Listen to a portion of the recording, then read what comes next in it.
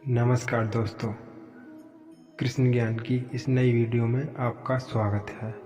अगर आप चैनल पर नए हैं तो चैनल को सब्सक्राइब और वीडियो को लाइक कर दें। महाभारत काल की बात है।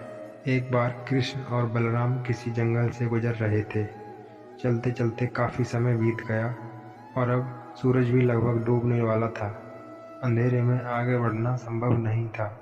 इसलिए कृष्ण बोले बलराम से, हम ऐसा करते हैं कि अब सुबह होने तक यहीं ठहर जाते हैं। सुबह होते ही हम अपने मंजिल की ओर बढ़ चलेंगे। बलराम बोले, पर इस घने जंगल में हमें खतरा हो सकता है। यहाँ सोना उचित नहीं होगा।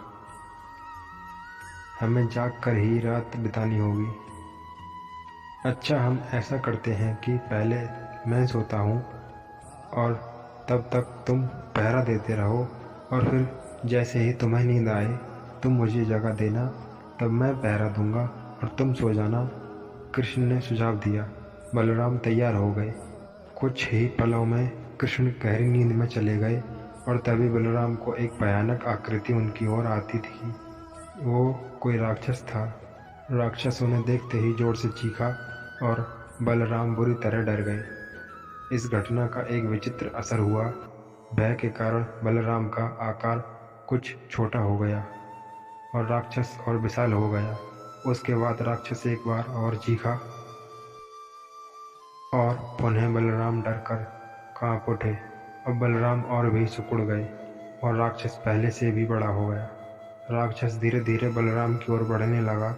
बलराम पहले से ही भयभीत थे और उस विशालकाय राक्षस को अपनी ओर आता देख जोर से चीख पड़े, कृष्णा, और चीखते ही वहीं मूर्छित होकर गिर पड़े।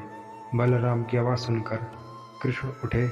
बलराम को वहां देख उन्होंने सोचा कि बलराम पहरा देते देते थक गए हैं और सोने से पहले उन्हें आवाज़ दे दी।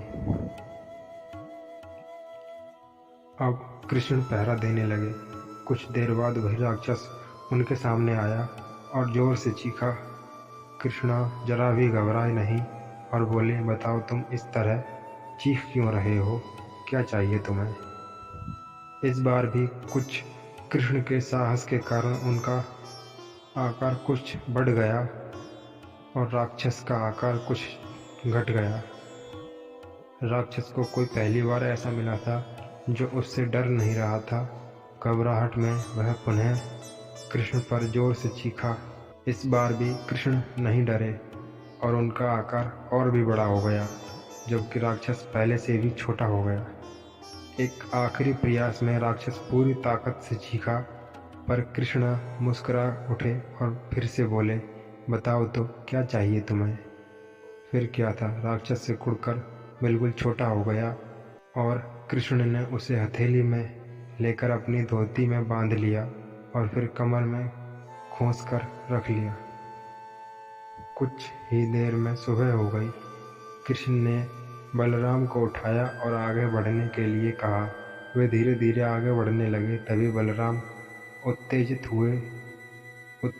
होते हुए बोले, पता है कल रात में क्या हुआ था? एक भयानक राक्षस हमें मारने आया था।